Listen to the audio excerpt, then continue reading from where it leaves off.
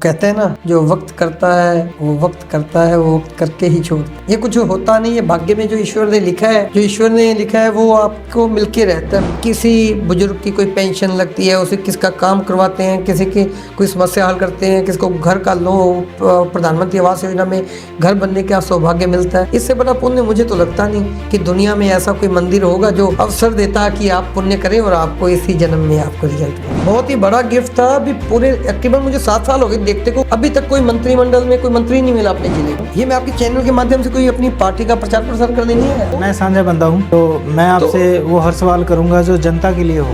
ये सौगात भी सिंबल को दे देंगे। कहीं हमारा तो काम है करना। कहीं कागजों में तो नहीं रह जाएगी ये बात? नहीं, कागजों में ऐसा इंसान नहीं हो कि कागजों में कोई, मैं देखो जो कहता हूँ वो करता हूँ। और शहर को ऐसा क्या किया पिछले 5 सालों में आपकी पार्टी ने जो आप सबसे बड़ा विकास मानते हो? यहाँ तहसील के लिए, भवन निर्माण के लिए कुछ नहीं सोचेंगे? जब वापस कांग्रेस आएगी तब वो करेंगे। मेरा भी सवाल था कि क्या युवाओं को आना चाहिए राजनीति में? बिल्कुल बिल्कुल। मंजिलें उन्हीं को मिलती हैं जिनके सपनों में जान होती है। सपनों में जान केवल पंखों से कुछ नहीं होता, हौसलों में उड़ान होती है। ठीक है, जो वक्त के साथ बदलता है वो बेहतर। आज कई लोग कहते हैं भाई बच्चे और या जो भी सभी मोबाइल में बिजी हो गए हैं। जरूरी नहीं कि सोशल मीडिया प्लेटफॉर्म बुरा है, ये बहुत अच्छा प्लेटफॉर्म है और आज का टाइम जरूरी भी है। जैसा अपना शेड्यूल बिजी हो गया है, इसमें आपको अपनी हेल्थ का ध्यान रखने के लिए दौड़ना, पैदल चलना, ये कॉमन सेंस की बात है। जिस हिसाब से आज का स्ट्रेस लेवल है, कोई जो बंदा नशा करता है ना, वो खुद नहीं मरता, वो तो उसके साथ उसका परिवार, उसके माँ बाप, उसकी पत्नी, उसके बच्चे मरते हैं। तो नशा करके बंदा तो सुन होके पड़ जाता है, मर जाता है, वो तो मुक्त हो जाता है। मैं तो यूथ को एक यही कहूँगा, तुम्हारे दिल में जो आपका दिल करता है वो करें, किंतु आपको भविष्य उस चीज का पता होना चाहिए, उसका भविष्य क्या है।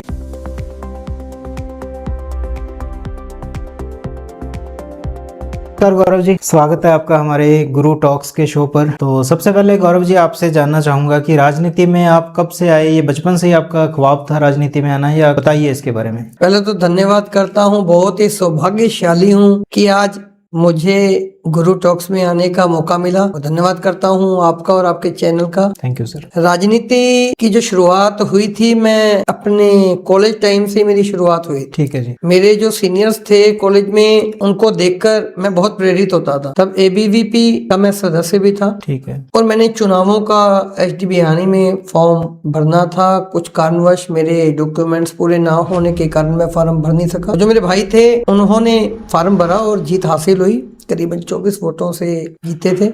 तो जो मेरे सीनियर्स थे वो मुझे खुद ही वाइस प्रेसिडेंट कहते थे। तो वहीं से ये कारवां शुरू हुआ। और उसके बाद जब मैं कॉलेज छोड़ के अपने घर गसीमपुर वापस आया, तो मेरे पिताजी एक साधारण दुकानदार थे, जैसे मिड फैमिली में होते हैं। ये करीबन बात होगी 2014 की, और तब 2015 में नगर निकाय के चुनाव आने थे। ठीक है। तो मैंने जिद कर ली घर पे, ठीक है, चुनाव लड़ूंगा। ठीक है। मेरे पिताजी हंसने लगे, क्योंकि मुझे याद नहीं, मेरे जन्म से पहले मेरे दादी जी एक बार चुनाव लड़े थे, वो पार्षद बने थे। तो मैंने जिद की तो मेरे पिताजी ने मुझे डांट लगाई, नहीं अपन दुकानदार बंदे, अपन ने क्या करना है राजनीति में। तो मेरा इंटरेस्ट तो था। वो कहते हैं ना, जो वक्त करता है वो वक्त करता है, वो वक्त करके ही छोड़ता है।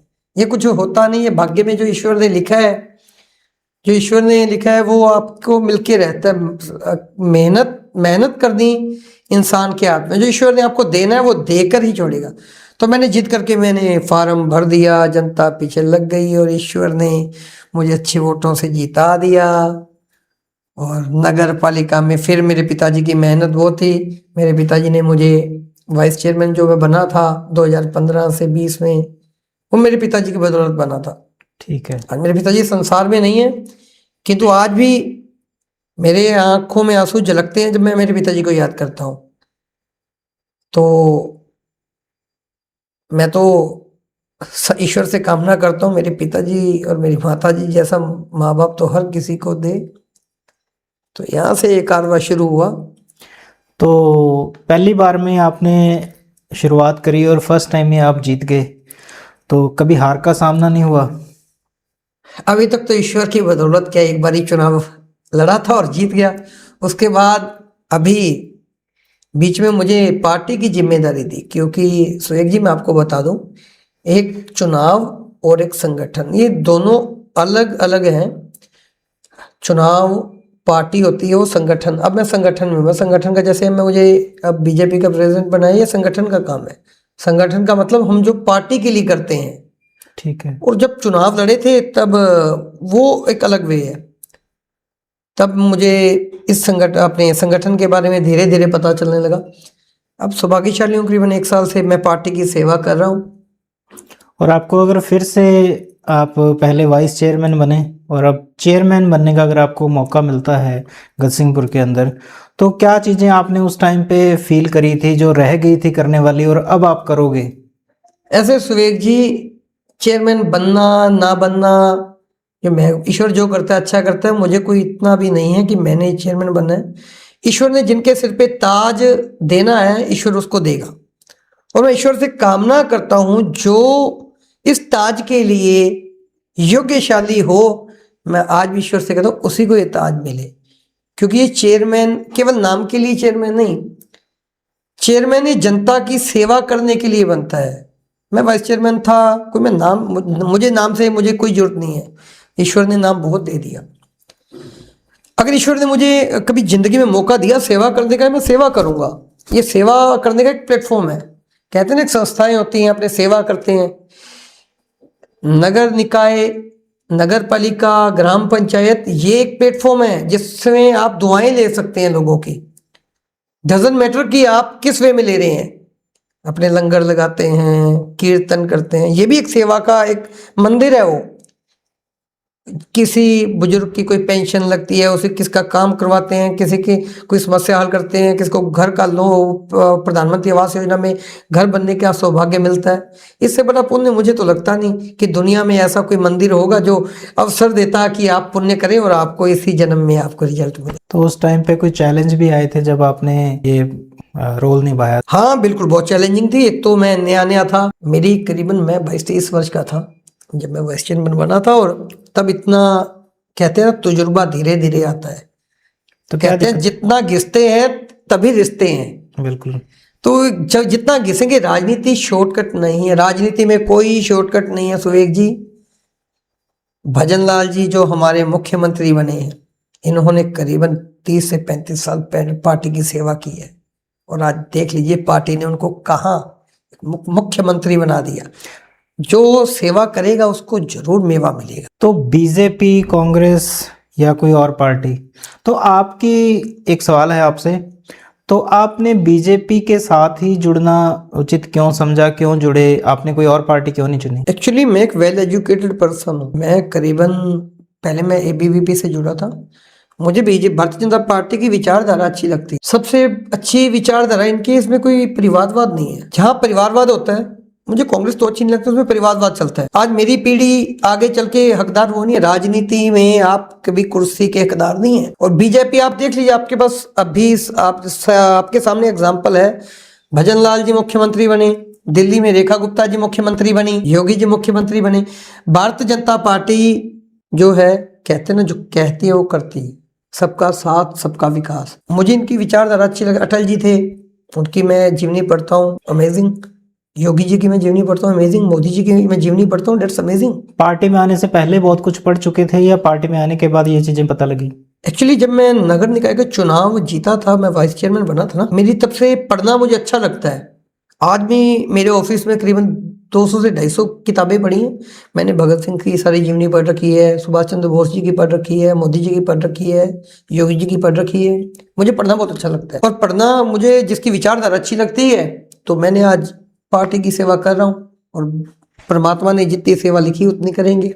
आपने कहा राजनीति एक सेवा का एक जरिया है, तो राजनेता हमेशा सेवा ही करता है। लेकिन लोगों के मन में हमेशा एक रहता है कि जो राजनेता हैं वो सिर्फ कुर्सी लेने के लिए आते हैं, चुनावों से पहले बहुत दिखते हैं, बहुत वादे करते हैं, लेकिन चुनावों के बाद गायब हो जाते हैं। तो कितना सच है ये? आप नहीं, ये आपकी बात को मैं थोड़ा सा आर्ग्यू करूंगा। कुर्सी आपके तो सामने भली भांति एक एग्जाम्पल है। हमारे टीटी साहब, आज कुर्सी के लिए अगर उन्होंने करना होता, आज भी आप मानोगे नहीं, वो एक ऐसे इंसान है जो हारने के बाद भी दिन प्रतिदिन लोगों की जो सेवा कर रहे हैं ना, आप मानोगे नहीं। लिटरली मैं खुद कंफ्यूज होता हूँ। मैं कहता हूँ भी ये इंसान नहीं, ये भगवान का एक रूप ही है। आज मैं देखता हूँ जो बंदा 75 साल की उम्र में, आज उनकी एज 75 साल है, 75 साल की उम्र में बिना बिना किसी स्वार्थ के वो इंसान सुबह 9 से 2 बजे तक जन सुनवाई करते हैं। जब जनता के लिए जाना हो जयपुर, जयपुर तो उनके लिए आज भी दूसरा घर है। अब सबको पता है अपन ने चुनाव हारे हैं, मंत्री थे, दुर्भाग्य था इस क्षेत्र का, किंतु कुर्सी का होता तो मंत्री तो चुनाव हार गए थे। बहुत से विधायक दुनिया में होते हैं, हारने के बाद घर बैठ जाते हैं, वो कहते हैं, किंतु मैं धन्यवाद करता हूं और मैं सच्ची दिल से सम्मान करता हूं टीटी साहब का, जो हारने के बाद भी जनता की सेवा कर रहे हैं। ये तो भलीभांति आपके सामने एग्जाम्पल है। हार क्यों गए सर वो? हारने का क्या कारण था? कुछ ऐसी बातें हैं, कुछ इमोशंस फैक्ट था और कुछ जनता नहीं समझ सकी। एक्चुअली इसकी बात में गहराई से मैं आपको बताता हूं कि ये इमोशन फैक्ट भी काम पड़ा और लोग समझ नहीं पाए और जनता को भयभीत किया गया कि आपकी वोट की पावर। एक्चुअली ये तो बहुत बड़ा गिफ्ट था श्री गंगानगर जिले के लिए, बहुत ही बड़ा गिफ्ट था। अभी पूरे तकरीबन मुझे 7 साल हो गए देखते को, अभी तक कोई मंत्रिमंडल में कोई मंत्री नहीं मिला अपने जिले को, और मंत्री जी को तो, आपको तो इतना बड़ा गिफ्ट घर पे मिला था। अगर आज टीटी साहब मंत्री होते, जो हमें आज लेटर ले लेके जयपुर जाने पड़ते हैं, कभी कौन से मंत्री के पास, कभी किसके पास, आज हमें घर पर बैठे बैठे मिलता। लोग क्यों नहीं समझ पाए? लोग ऐसे हैं, उनको भयभीत किया गया। जो अपनी ये जनता है ना क्षेत्र की, वो इस बार जो चुनावों का रूप था वो अलग था। इमोशन फैक्ट भी थे, उनको उनके माइंड में ये सेटअप कर दिया गया कि अगर आप इनको तो मंत्री जी बना दिया और अगर आपकी तो पावर खोस ली। पावर कौन सी खोसी थी? अगर टीटी साहब आ रहे हैं, ये क्या सही हुआ है गलत हुआ अपने क्षेत्र के लिए? आपके चैनल के माध्यम से मैं जनता से पूछता हूं, आज मैं देखता हूं हर दिन केवल तहसील गसीमपुर की 10 से 15 काम मेरे होते हैं, मैं खुद लेके जाता हूं और पूरा क्षेत्र आज कर रहा है। अगर ये हम जीते होते तो आज ज्यादा तो मैं कहता नहीं, 200 से 250 करोड़ का विकास होना था। आप लिटरली नहीं मानोगे विकास, और साथ इतिहास के पन्नों में टीटी साहब का तो नाम बिल्कुल लिखा हुआ है, आपको पता ही होगा। आप कह रहे हो कि इमोशंस आगे आगे, तो क्या चीज हुई इमोशन से क्या कि होता जो है? इतना विकास एरिया का करवाया या इतनी बड़ी पहुंच, और फिर भी मतलब इमोशंस ऐसे कौन से थे जो हावी हो गए? इमोशंस ऐसे होता है, क्या है, ये हिंदुस्तान है, हिंदुस्तान की जो जनता है वो बहुत भोली है। आज राजनीति में इमोशंस फैक्ट बहुत चलते हैं। ऑपोजिशन ने ऐसा क्या किया? ओपोजिशन में ऐसा था, उन्होंने उस चीज को पकड़ा। आपको बता दूं, जब इंदिरा गांधी जी एक्सपायर हुए थे, उनका इमोशन फैक्ट पड़ा था ना, उनके जब बना, वैसे राजीव गांधी जी का हुआ था, ये इमोशन फैक्ट था। अगर पब्लिक समझती, आज टीटी साहब मंत्री बनते और हमें भागना नहीं पड़ता था। आज हम, आपको पता कितनी समस्याएं हैं अपनी मंडी में, कितनी समस्याएं हैं जो अपने आज दर दर भटक रहे हैं। अनाज मंडी है, आपको पता ही है। गतसिंहपुर में ऐसा कोई विकास कार्य बताओ जो गतसिंहपुर को टीटी साहब की देन हो, क्योंकि यहाँ पे हमेशा हम समस्याएं सुनते हैं। टीटी साहब की देन अगर मैं गिनाने लग जाऊं, आज की तो पूरी शाम गुजर जाएगी सुरेश जी। सबसे बड़ा जो एक बड़ा काम मैं बताता हूँ, ये मैं आपके चैनल के माध्यम से कोई अपनी पार्टी का प्रचार प्रसार करने नहीं आया। नहीं, बिल्कुल अपना चैनल वैसा है ही नहीं। बिल्कुल, मैं लॉजिक टू लॉजिक बात करने वाला इंसान हूँ। हाँ जी, मैं जो लॉजिक से कोई बात करता है, कोई भी तर्क वितर्क मुझसे करे, मैं आपको भी कहता हूँ मुझसे तर्क वितर्क कीजिए, और आपके चैनल के माध्यम से मैं किसी को भी कहता हूँ। मैं साझा बंदा हूँ, तो मैं आपसे वो हर सवाल करूंगा जो जनता के लिए हो। बिल्कुल जनता के लिए मैं बताता हूँ। टीटी साहब 15 मंत्री थे जब आदरणीय वसुंधरा जी, मतलब वसुंधरा अपनी सीएम थी, टीटी साहब खान मंत्री थे। तब मैं भी नगर पालिका में वाइस चेयरमैन था 2015 से 20, और टीटी साहब थे 13 से 18 में। तब भारतीय जनता पार्टी की राजस्थान में सरकार थी। तो हुआ क्या था, जो ये आप हाईवे देख रहे हैं ना, भारतमाला, इसकी कहानी मैं आपको बताता हूँ। करीबन 2016 की बात होगी। तो हमें पता चला, हम बोर्ड में बैठे बातें करते रहते थे, तो हमारे जयंत थे, उन्होंने बताया ये हाईवे निकल रहा है। तब तो सोच भी काल्पनिक थी, मुझे भी लगता था कहाँ से ये टूटी। आपको तो सड़क का तो पता ही है, ये सड़क का क्या हाल था, कितने धब्बे 2017-18 की बात है मेरे को। हाँ, 15-16 की करीब इतने की बात ही है। तो हम हंसते थे, ऐसे थोड़ी होता, कहाँ से अब ये गसीमपुर हाईवे बनेगा। जब मुझे हमारे नगर पालिका जयंत थे, उन्होंने बताया हाईवे गुजर रहा है, वो गंगानगर से पदमपुर से आगे जा रहा है। तो हमने वाकई में बात की, और मैं मेरे सहपाठियों के साथ टीटी साहब के पास, टीटी साहब जयपुर से यहाँ गुलाबे वाला आए थे, मैं गया। तो मैंने टीटी साहब को बोला, भी ये जो भारतमाला है हमारी मंडियों में से गुजरनी चाहिए, भी बॉर्डर का एरिया है, और ये सड़क का तो वैसे भी हाल तो सारी दुनिया को पता था। वो कहते हैं ना, भूल जाते, बीते से अगला अच्छा होता है, लोग भूल जाते हैं। तो मैंने टीटी साहब को आग्रह किया, लेटर दिया, तो टीटी साहब ने मेरी बात मानी। टीटी साहब ने अपने नितिन गडकरी जी को लेटर लिखा। उसमें लिखा, वो मेरे पास वो लेटर आज भी पड़ा है कि जो राष्ट्रीय राजमार्ग है ये श्री गंगानगर से केसी सिंहपुर, केसी सिंहपुर से करणपुर और करणपुर से गसिमपुर होता निकलना चाहिए। और मनोहर पर्रिकर जी हमारे रक्षा मंत्री थे, उनका भी रिप्लाई, उनको भी लेटर लिखा था, उनका रिप्लाई आया, टीटी साहब को भी आपकी ये मंजूरी दे दी गई है। इससे बड़ी सौगात तो कुछ है ही नहीं। और वैसे मैं गिनाने लग जाऊं तो आपके चैनल के सर मानते हैं कि हाईवे वाला काम बहुत बड़ा हुआ है, लेकिन अनाज मंडी का मसला तो उससे छोटा है। ये क्यों नहीं हो पा रहा? जब भी हम फसलों का सीजन आता है तो गतसिंहपुर में एंटर होके एक सिरे से दूसरे सिरे निकलना बहुत ही मुश्किल हो जाता है, तो वो क्यों नहीं हो पा रहा? बिल्कुल 2013 से ये चल रहा है। मैं खुद प्रयासरत हूँ। मैंने जिन जिन मंडियों में अनाज मंडी बाहर गई है उनका विकास हुआ है, रायसी नगर लगा लो, कर्णपुर लगा लो, तो गतसिंहपुर को ये अपाहिज क्यों रखा गया? सुरेख जी, बिल्कुल आपकी बात बिल्कुल सत्य है। पिछले करीबन 2 साल से मैं इस काम में लगा हुआ हूँ। अगर ईश्वर ने चाहा, प्रयास कर रहा हूँ, ईश्वर ने चाहा तो अनाज मंडी इसी 3 वर्षों में बनेगी। क्योंकि इसका जो मामला है हाईकोर्ट में चल रहा है। जिनकी गवर्नमेंट ने जमीन एक्वायर की थी उन्होंने हाईकोर्ट में स्टे लगा दिया। वो अपने हिसाब से डिमांड कर रहे थे, किंतु मैं, टीटी साहब, हमारे यहाँ प्रदीप बोथरा जी हैं, सबके सीनियर हैं, हम प्रयास कर रहे हैं। अगर ईश्वर ने चाहा तो ये सौगात भी गतसिंहपुर को दे देंगे।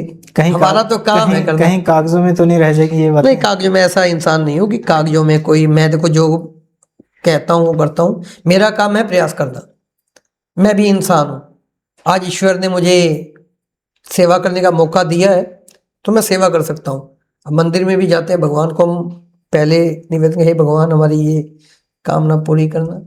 मैं मेरी सेवा के लिए, लोगों के लिए लगाऊं। और मैं, अगर भगवान ने मुझे ये आशीर्वाद दिया तो अनाज मंडी बिल्कुल बना के ही छोड़ेंगे।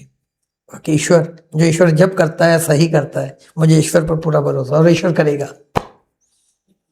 चलो, इसके अलावा गतसिंहपुर के लिए बताओ आप कि गतसिंहपुर को और शहर को ऐसा क्या किया पिछले 5 सालों में आपकी पार्टी ने, जो आप सबसे बड़ा विकास मानते हो यहाँ का? पिछले 5 साल तो ना ही कीजिए, क्योंकि हम तो करीबन 2 साल से, पिछले 5 साल तो इनके कांग्रेस के, जो मैं कोई अभी वही यहाँ से कोई बोर हो जाएगा तो मैं ऐसे तवा नहीं लगाता। आपको तो भली बात ही पता ही है पिछले 5 साल में नगर पालिका अध्यक्ष ने क्या किया है। वो समस्याएं अब हम देख रहे हैं। अभी 1 महीना पहले इनका कार्यकाल खत्म हुआ है। बाकी सारे गतसिंहपुर को पता ही है क्या इन्होंने किया, क्या नहीं किया। कुछ किया हो, मुझे तो लगता है इन्होंने 5 साल में कोई, इन्होंने 12 से 13 बैठकें की हैं पूरे 5 साल में। मैं भी था वाइस चेयरमैन, हमारे पृथ्वीराज जी चेयरमैन थे। हम हर महीने में 2-3 बैठक करते थे। जब जब बैठक होती है तभी किसी, आज कोई समस्या है, जब हम कोई मीटिंग करेंगे उसकी समस्या तभी हल होगी ना। तो इन्होंने तो, मुझे लगता है विकास तो बहुत दूर की बात है, बैठ के ही नहीं की। जो मिनिमम 1 ईयर की होती हैं मीटिंग्स, एक फॉर्मेलिटी होती थी कुछ। अब आपको तो पता ही है क्या हुआ क्या नहीं हुआ। अगर मैं गिनाऊं तो ये होता है ना, पार्टी को प्रमोट करने के लिए। हाँ, एक बात जो हुआ है वो तो देखो सबको पता है, और वो चीज़ें पता लगनी चाहिए। और जो नहीं हुआ वो हम आपको कहने के लिए बैठे हैं कि ये चीज़ें क्यों नहीं हुई। बिल्कुल, मैं बताता हूँ आपको। टीटी साहब जो खनन मंत्री थे, हमने बस स्टैंड की 4 दीवारी करा के बस स्टैंड की मंजूरी ले दी थी। इनसे तो वो ईंट भी नहीं लगी। अब राजस्थान में भारतीय जनता पार्टी की सरकार आई तो हमने बस स्टैंड को मंजूरी दिलवाई। करीबन 1,70,00,000 रुपए की इनको बजट मिला। भारतीय जनता पार्टी सरकार ने दिया। उसका काम देखिए, काम खत्म। पिछले 5 साल में आप मुझे, मैं आपको ऑन रिकॉर्ड दिखाता हूँ क्या इन्होंने, एक बस स्टैंड जो एक बेसिकली चीज है ये। मुझे नहीं लगता हिंदुस्तान में कोई ऐसा नगर पालिका क्षेत्र होगा जहां बस स्टैंड नहीं होगा। आप बता दीजिए, मैं आपको बताता हूँ। कुन्नर साहब तहसील दे के गए हैं गतसिंहपुर को, तो क्या आप भी अपने इसमें तहसील के लिए, भवन निर्माण के लिए कुछ नहीं सोचेंगे? जब वापस कांग्रेस आएगी तब वो करेंगे? नहीं, कुन्नर साहब ने बहुत अच्छा काम किया। स्वर्ग में आज जहाँ भी रहे, भगवान उनकी आत्मा को शांति दे। बहुत ही अच्छा काम उन्होंने सौगात, ये हमने भी डिमांड की थी। हमने भी 2016 में करीबन मुख्यमंत्री को पत्र लिखे थे, हमारी सरकार के जितने भी पार्षद थे। अच्छा काम है, जो अच्छा होता है उसको अच्छा कहना चाहिए, चाहे वो पक्ष का हो चाहे वो विपक्ष का लेकिन मेरा सवाल ये है कि ये भवन निर्माण, इस तहसील को आगे बढ़ाना, वो चीजें क्यों रुकी हुई हो। हैं? मेरे वो पास ऑन रिकॉर्ड सब पड़ा है, मैं आपको दिखाऊं। अभी मैंने मुख्यमंत्री जी अभी कर्नूलपुर आए थे, आपको पता, पिछले साल मैंने सीएम साहब को लिखा। अभी मैं भी मुख्यमंत्री जी के पास गया था, उन्होंने अपने आवास पे मीटिंग ली, तो मेरे पास उनका रिप्लाई भी पड़ा है, जो लेटर मैंने ये तहसील भवन के लिए लिख कर भेजा है। करीबन मैंने 3 से 4 करोड़ की डिमांड की भी, अच्छा ये भवन बनना चाहिए क्योंकि बहुत जर्जर हो चुका है। बिल्कुल। तो हमने मुख्यमंत्री ऑन रिकॉर्ड मैं आपको दूंगा सारे जो मैंने लेटर। मैं कभी धरातल पे बात करता हूँ, कभी हवाबाजी में बात नहीं करता। मेरी जो भी बात होगी धरातल पर होगी और बिल्कुल विद प्रूफ होगी। मैं कोई वो नेता नहीं हूँ कि बातों में हवा तो करूँ। कब तक हम उम्मीद लगाएं कि ये शुरुआत हो जाएगी? देखो, कहाँ तक पहुंचे आपकी अपील? 2-3 काम है जिससे हम प्रयासरत हैं। जैसे अनाज मंडी में मैं बहुत सीरियस हूँ, बिल्कुल अनाज मंडी के लिए लगा हूँ। उसके बाद नगर पालिका भवन के लिए भी हमने डिमांड की है। अभी इस बजट में नगर पालिका भवन में तो पूरे राजस्थान में करीबन 200 करोड़ का वित्त स्वीकृति जारी की गई है, और होपफुली कि इस बार ये तहसील भवन की भी आनी चाहिए। और बाकी आपको पता ही है, स्टेडियम यहाँ पास हुआ है, उसकी वित्तीय स्वीकृति जारी हो गई। 2 करोड़ की लागत से यहाँ स्टेडियम बन रहा है तहसील भवन के साथ। ठीक है, तो ये कब तक चीजें, संभावना है कि आपकी जो अपील है वो सिरे चढ़ जाएगी? संभावना तो ऐसा है ना, कोई भी काम होता है उसको थोड़ा सा समय लगता है। ये पहले जो जगह थी, कृषि की जगह थी, कृषि सिंचाई विभाग की, उनसे इनका एक प्रोसेस होता है। गवर्नमेंट अगर किसी दूसरे डिपार्टमेंट में कोई अपनी लैंड देती है, उसका एक प्रोसेस चलता है। ठीक है। गवर्नमेंट ये सिंचाई विभाग ने खेल मंत्रालय को दिया, उनके नाम से पट्टा बनेगा। पट्टा बनने के बाद वित्तीय स्वीकृति जारी होती है। वित्तीय स्वीकृति जारी होने के बाद टेंडर कॉल होता है। टेंडर कॉल होने के बाद काम शुरू होता है। ये एक प्रोसेस है, कहते हैं ना, 1 step, 2nd step, 3rd step, 4th step. ये कोई अनलॉजिकली बात नहीं कर रहा, मैं लॉजिकली बात कर रहा हूँ। ये सिंचाई विभाग ने ये जो जगह सुपुर्द कर दी है अपनी खेल मंत्रालय को, उन्होंने इनकी वित्तीय स्वीकृति करीबन 2 करोड़ जारी कर दी है। अब इसकी टेंडर कॉल की प्रक्रिया चल रही है। उसके बाद होपफुली कि इसका काम टेंडर हो जाएगा, इसी साल में काम शुरू हो जाएगा। गतसिंहपुर में और क्या चीजें आप सोचते हो जो आप मतलब चाहते हो कि ये सुधार हो और आप उसके लिए प्रयासरत हो? मैं तो युवाओं को कहूंगा भी आप ज्यादा से ज्यादा राजनीति में आइए। ये मेरा भी सवाल था कि क्या युवाओं को आना चाहिए राजनीति बिल्कुल में? बिल्कुल बिल्कुल, युवा को आना चाहिए, क्योंकि आज एक युवा है जो हिंदुस्तान की रीढ़ की हड्डी है। जरूरी नहीं कि राजनीति में बुरे लोग होते हैं, ये तो एक कहावत है। राजनीति में सच्ची में अच्छे लोगों की है।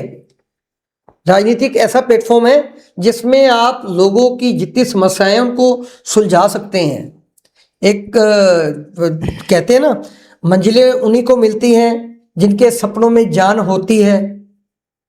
एक कहावत है, जिनके सपनों में जान केवल पंखों से कुछ नहीं होता, हौसलों में उड़ान होती है। बिल्कुल।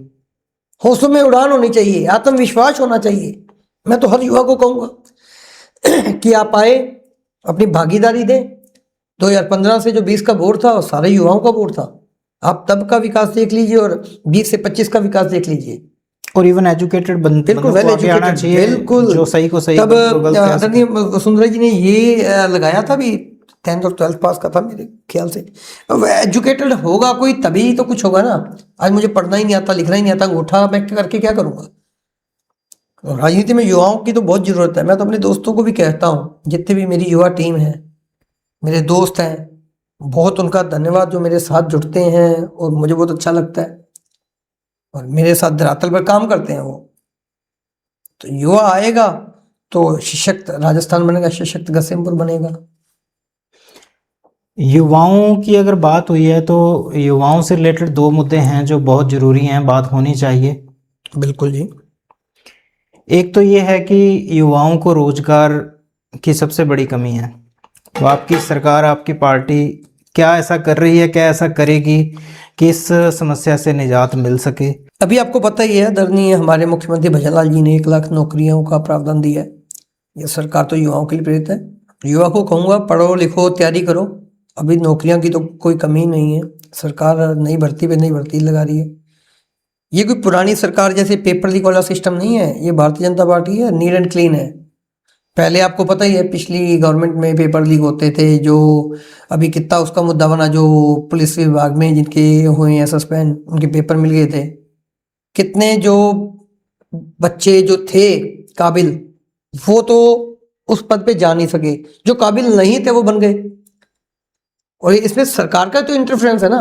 आप मुझे बता दीजिए 2 साल में कोई कौन सा पेपर लीक हुआ है? जो योग्य है उसी को ही नौकरी मिलेगी, और मिलनी भी चाहिए। ये हमारा जमीर कहता है, मिलनी भी चाहिए। जो युवा पढ़ाई में अच्छा है उसको नौकरी है, जो युवा बिजनेस कर सकता है बिजनेस करे, जो युवा राजनीति में है तो वेलकम। राजनीति अच्छी प्लेटफॉर्म है सेवा करने का। गवर्नमेंट जॉब के अलावा आप युवाओं के लिए क्या गाइड करते हो, सजेस्ट करते हो कि क्या चीज़ें हैं जिससे उनका रोजगार चल सके, अर्निंग बढ़ सके? अर्निंग में ऐसे है ना सुरेख जी, अपना जो क्षेत्र है किसानी क्षेत्र है, आज अगर मेहनत करे तो किसान का बेटा भी बहुत आगे जा सकता है। और ये अपने सारा जो क्षेत्र है किसानी बेल्ट है, क्योंकि यहाँ कोई इंडस्ट्री तो है नहीं। तो अच्छा है युवा अगर खेती बाड़ी करे वो भी अच्छा है। मेहनत करो, कोई भी काम छोटा नहीं होता सुरेख जी, बिल्कुल। कोई भी काम छोटा नहीं होता। अगर तुम कहते ना, अगर तुम किसी चीज को दिल से चाहो तो सारी कायनात तुम्हें मिलाने के लिए लग जाती है। काम करो, काम कोई छोटा बड़ा नहीं, और जो ईश्वर के हाथ में होता है ईश्वर वो देता है। अगर आप मेहनत करेंगे, मेहनत करोगे तभी आपको सफलता मिलेगी, घर बैठे सफलता नहीं मिलेगी। चाहे वो किसी फील्ड में, चाहे पढ़ाई में है, चाहे व्यापार में है, चाहे नौकरी में है, तो मेहनत करनी चाहिए। जितने किसान बच्चे हैं, किसान भाई के बच्चे हैं, उनको खेती में लगन होनी चाहिए। आजकल तो बहुत ज़्यादा एडवांस टेक्निक आ रही है, उनको पढ़ें लिखें। दिन प्रतिदिन अपने को पता है सोशल मीडिया से अपने को मिलता है। सोशल मीडिया भी तो बहुत एक्टिव है आजकल, जैसे आप देख रहे हैं। ठीक है, जो वक्त के साथ बदलता है वो बेहतर है। आज कई लोग कहते हैं भाई बच्चे और या जो भी सभी मोबाइल में बिजी हो गए हैं। जरूरी नहीं कि सोशल मीडिया प्लेटफॉर्म बुरा है, ये बहुत अच्छा प्लेटफॉर्म है। चाहे आप किसी भी फील्ड में देख लीजिए, बिल्कुल हर फील्ड में सोशल मीडिया एक्टिव है। आज आप यहाँ बैठ के देश विदेश कहीं मर्जी भ्रमण कर सकते हैं, कुछ भी देख सकते हैं, कुछ भी जान सकते हैं। छोटा सा एग्जांपल है, अपने यहाँ के बच्चे हैं, इन्फ्लुएंसर हैं, कुणाल जी गिरधर। कुछ बच्चों को भी ये नहीं पता कि सोशल मीडिया से क्या होता है। इन्फ्लुएंसर हैं, इससे अर्निंग के भी साधन है। सुरेख जी आपको तो पता ही होगा, अगर जो बच्चा इन्फ्लुएंसर बनता है, कुछ बनता है, इसमें अर्निंग देती है। यूट्यूब हो गया, इंस्टाग्राम हो गया, इसमें अगर आपके फॉलोवर्स हो जाते हैं तो ये भी इनकम का बहुत अच्छा सोर्स है। बिल्कुल स्पॉन्सरशिप मिलती है, that is the good way. सब देखो, वक्त के साथ बदलना बहुत जरूरी है। अगर आप नहीं बदलोगे तो आप ढह जाएंगे। बिल्कुल। और वक्त के साथ मेरे हिसाब से आज की जो नई जनरेशन है वो बदल रही है, और बदलना भी चाहिए। और इवन सरकार भी आजकल कह रही है कि डिजिटल लैब्स क्रिएट होने चाहिए। और गवर्नमेंट ने तो अभी वो डिजिटल लैब के लिए निकाला है ना, स्कूल्स और कॉलेज, स्कूल और कॉलेज में निकाला है। कंटेंट क्रिएशन स्टार्टिंग ये भीलवाड़ा से शुरू हो रही है। तो देखो हर ये गवर्नमेंट है, गवर्नमेंट आज नहीं, आज जो भारतीय जनता पार्टी का विजन है 2047 का विजन है। 2047 का वो लोग आज से सोच रहे हैं, तो अपने 1 साल बाद का क्यों नहीं सोच सकते? जो सरकारें हैं वो 2047 का सोच रही हैं, तो अपन अगले साल का पहले क्यों नहीं सोच सकते?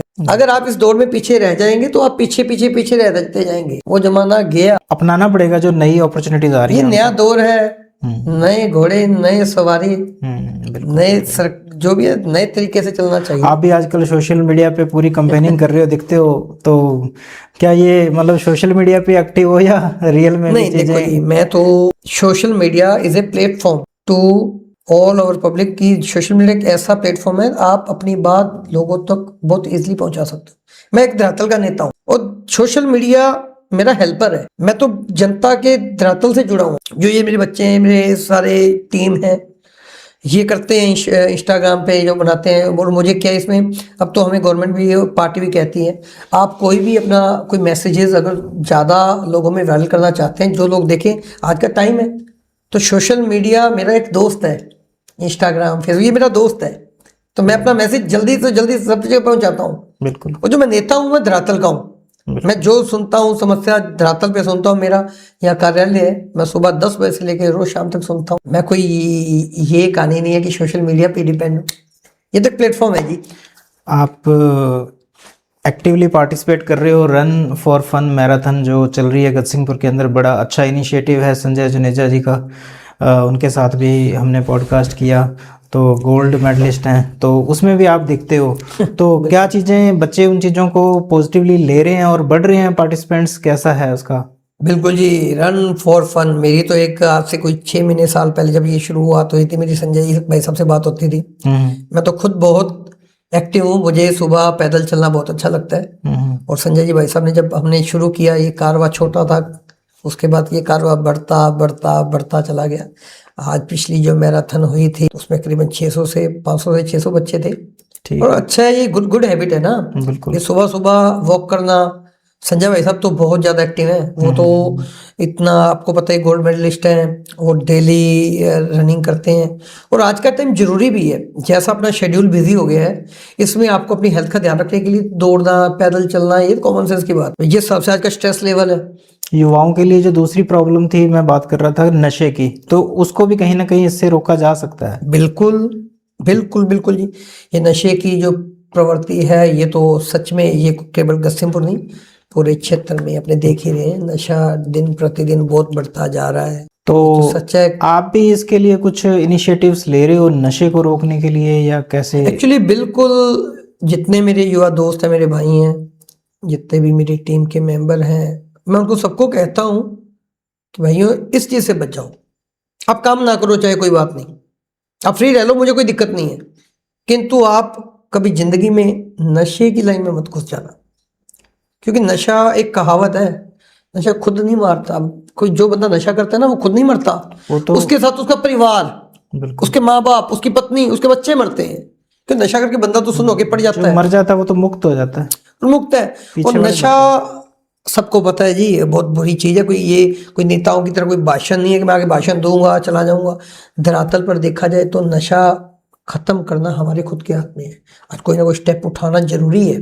कई बार सवाल आता है कि सरकारें क्यों नहीं कर रही इसके प्रति? सरकारें एक्चुअली करती हैं, क्यों नहीं करती? ये सरकार तो आज भी कोई नशे करते हैं। एक बार समस्या आई थी पीछे, इसमें खुद मैं आपके चैनल के माध्यम से बताता हूँ, नशा जिनके परिवार में करते हैं उनके घर के 90% गलत होते हैं। क्यों होते हैं?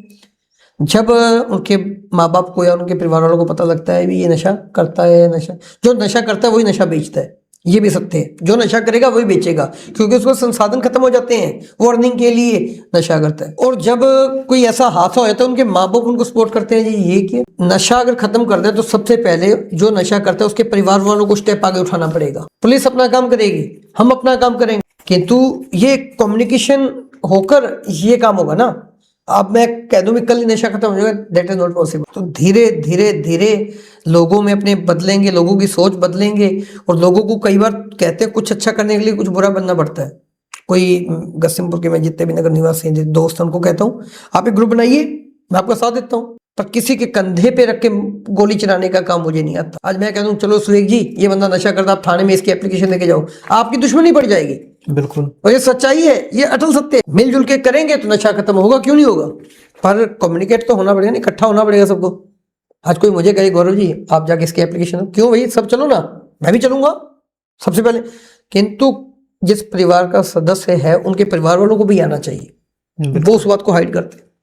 दैट्स व्हाई ये प्रॉब्लम है। एंड में आपसे युवाओं के लिए एक मैसेज कि यूथ थोड़ा सा डिस्ट्रैक्टेड है, सोशल मीडिया बहुत अपॉर्चुनिटीज़ लेकर आया, लेकिन बच्चे उसका सही यूज़ कर नहीं पा रहे और नशे की अपने बात कर ही रहे हैं। तो आपका एक संदेश जिससे यूथ को एक इंस्पिरेशन मिले और सुधार हो, उनकी लाइफ करियर अच्छा हो। मैं तो यूथ को एक यही कहूंगा, तुम्हारे दिल में जो आपका दिल करता है वो करें, किंतु आपको भविष्य उस चीज का पता होना चाहिए, उसका भविष्य क्या है।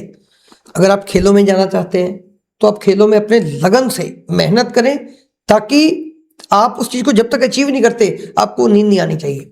अगर आप पढ़ाई में इंटेलिजेंट हैं तो पढ़ाई में तब तक आपने पढ़ना है कि जब तक आपका गोल पूरा नहीं होता। आप कुछ भी करें, चाहे सोशल मीडिया राही करें, खेल कूद की राही करें, पढ़ाई की राही करें, राजनीति की राही, आपका एक गोल होना चाहिए। और मैं आपको विश्वास दिलाता हूं, अगर आपने गोल निर्धारित कर लिया ना, जरूर पूरा होगा। केवल सपने रात को नींद में नहीं होते, सपने दिन में भी होते हैं, और दिन वाले सपने पूरे होते हैं अगर वो सपना गोल बनेगा। वो सपना आप गोल बना लोगे कि आपने अचीव करना ही करना है, तो खुदा भी आपका और भगवान भी आपका साथ देगा, और ये अटल सत्य है। बिल्कुल, बहुत बहुत धन्यवाद सर आपका। धन्यवाद सुरेख जी।